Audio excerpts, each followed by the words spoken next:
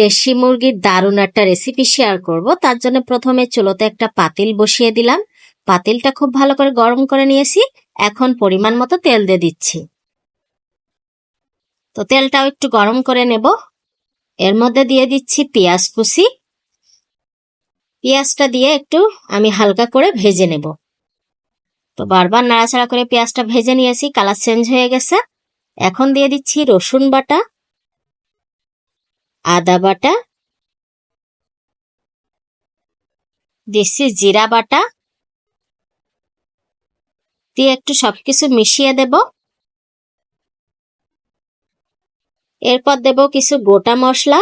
এর মধ্যে আছে তেজপাতা, গোলমরিচ, তারপরে দারুচিনি, আর এখন দিয়ে দিচ্ছি এলাচের ফল। এটা আমি বেটে তাই দিয়ে দিলাম, শিলপাটায় বেটে তারপরে দিয়ে দিয়েছি। এখন সবকিছু ভালো করে মিশিয়ে নিলাম। এর মধ্যে দেব সামান্য পানি, দিয়ে আবারও মিশিয়ে দিয়ে গুঁড়ো মশলাগুলো দিয়ে দেব।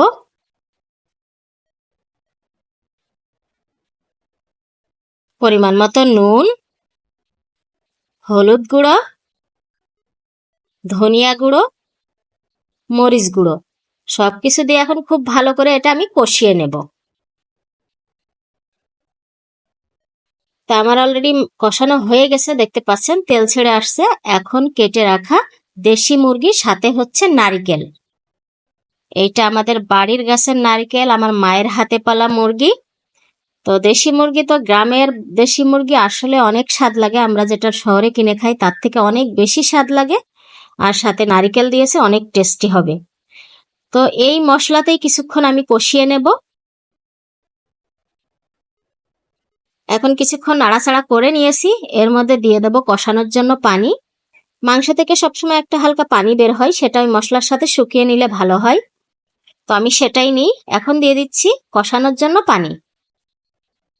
পানিটা দিয়ে সবকিছু মিশিয়ে ঢাকনা দিয়ে আমি এটা রান্না করতে থাকবো যতক্ষণ না আমার কষানো হয়ে যায়। যেহেতু দেশি মুরগি পানিটা একটু বেশি লাগবে। এখন ঢাকনা দিয়ে দিলাম।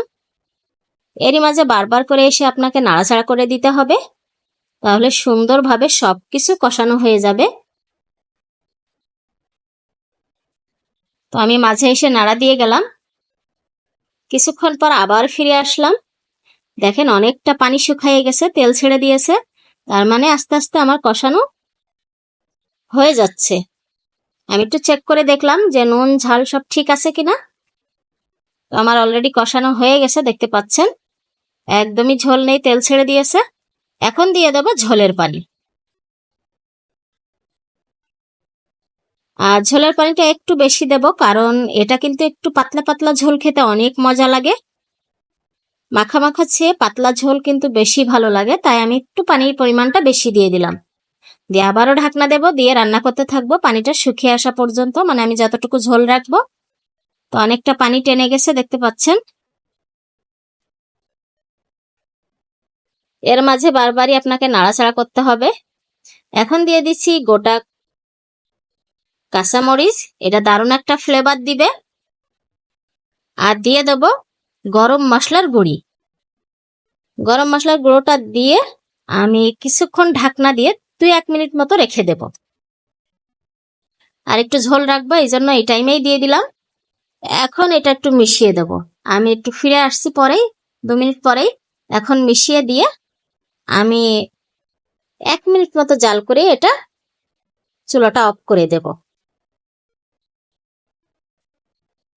তো আবারও ঢাকনা দিয়ে দিচ্ছি। ফিরে আসছি 1 মিনিট পর।